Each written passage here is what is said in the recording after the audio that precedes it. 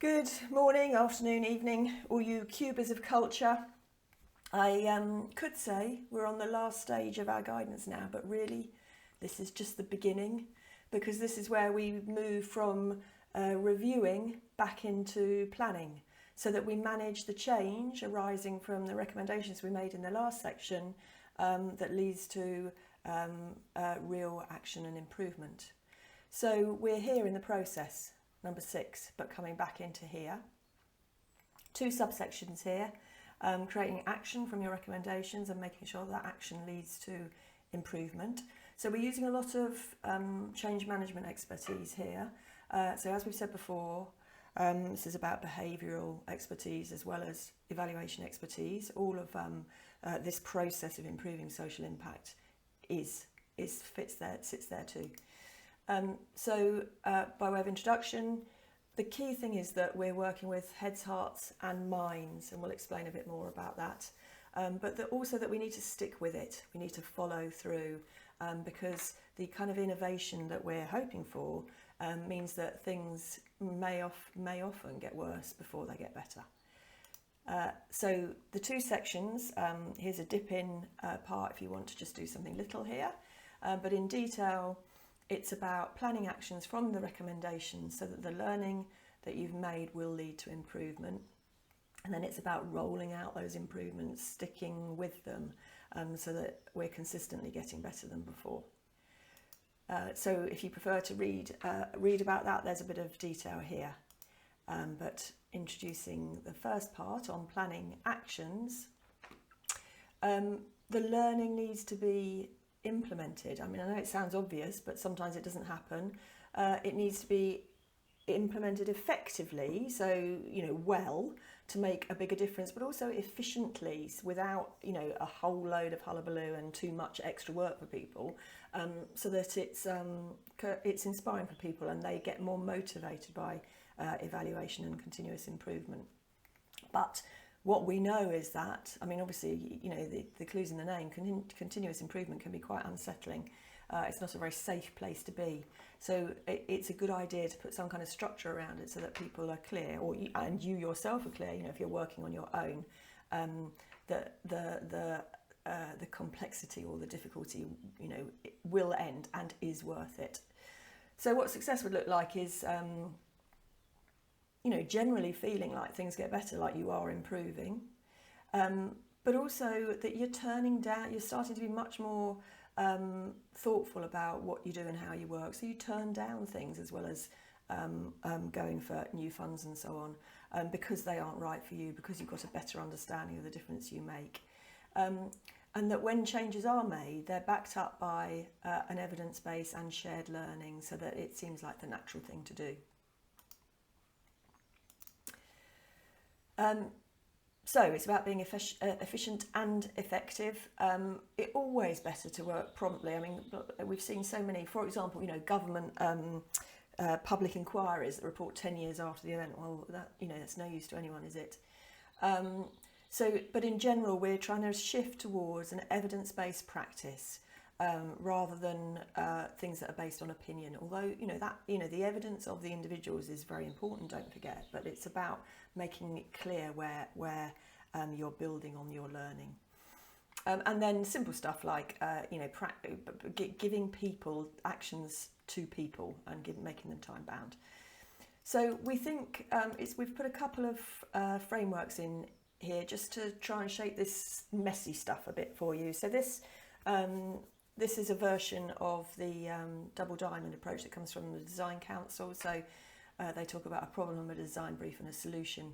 But it's that process of making sure that as you discover and learn and things get wide and your thinking gets kind of wide and complex, you bring it to a focus.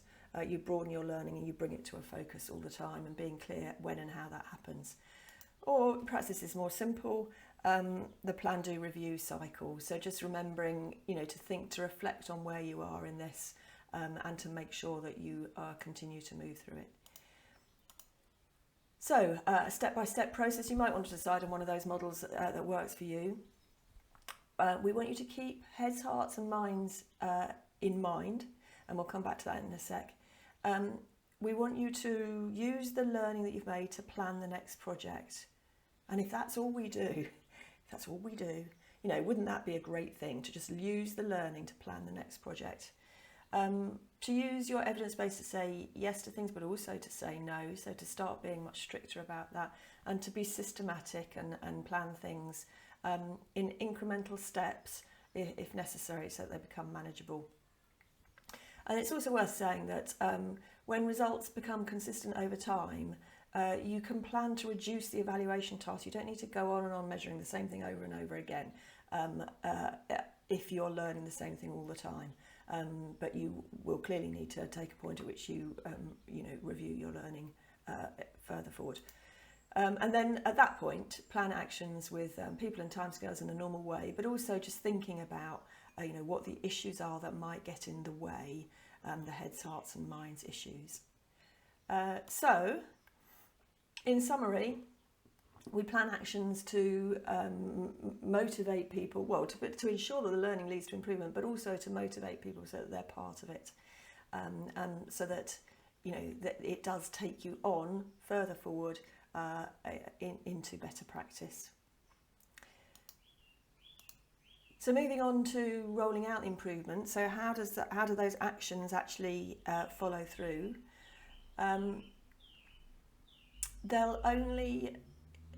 This will probably only happen if we actively manage the changes. It's very likely that we will slip back to the way we've always done things if we don't.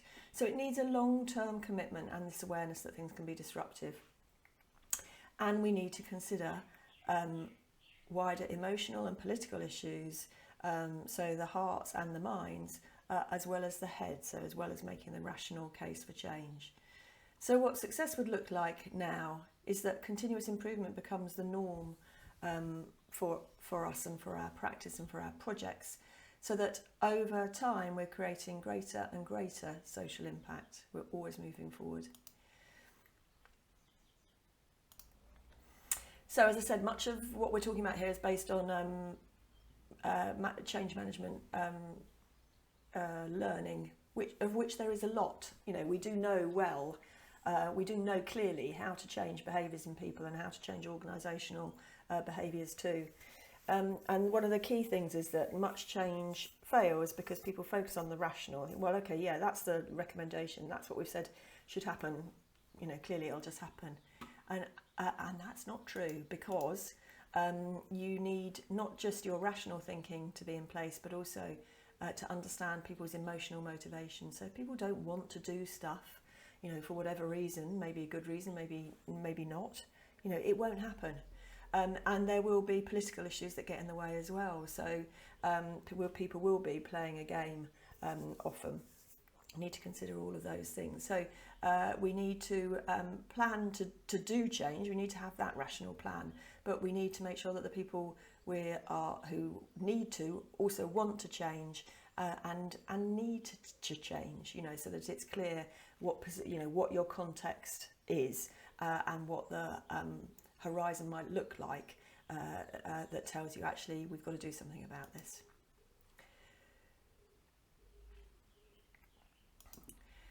So you might be needing to look at the culture of your organisation as well as the things that are more explicitly in place. So your underlying assumptions, the underlying beliefs of the people who you work with, as well as your sort of values that you actually talk about, and the symptoms of the way that you are. So these sort of organisational structures and processes that have evolved from being the sort of organisation that you are. And this is a tool that we developed with Happy Museum, which combines two separate bits of change, of learning about change. It combines the unconscious incompetence model, which is a kind of a personal change model, with what we know about organisational change. And we'll show you a picture on that in a moment as well. So what it says is that we need to go through all these 4 stages of change to the point where we come to unconscious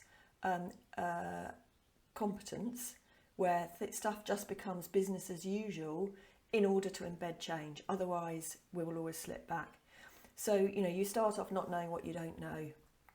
you move to a point where you've learnt stuff and you're trying to implement it, but you're not very good at it. It's hard, it's messy, and so on. You get to a point where you have made the improvements from the change, but you still have to really concentrate before you get to this this embedded stage here. So another way to look at that is this, which takes this curve is the emotional curve that teams go through when they're trying to make big change. And there's some tips on here about how to take yourself and others through that change.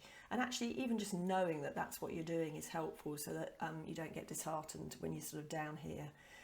But challenging complacency, creating teams and giving them power, using a vision, always using a vision and communicating a vision, consulting and talking to people, removing obstacles so that you can see the vision again. Creating short-term gains so that people can feel a little bit of optimism, but not declaring victory too soon. So making sure that you stick with it and embed changes in the culture. Those are all well researched and crucial tips to taking you through change and improvement. So here's our step-by-step part. So it's about actively considering the heads, hearts and minds, maybe sharing that change curve with people if you think that's helpful, and using those tips to work through the change. So here's a worksheet, if you like, that you can use to do that. So in summary, we manage improvements through long-term commitment. It doesn't happen overnight.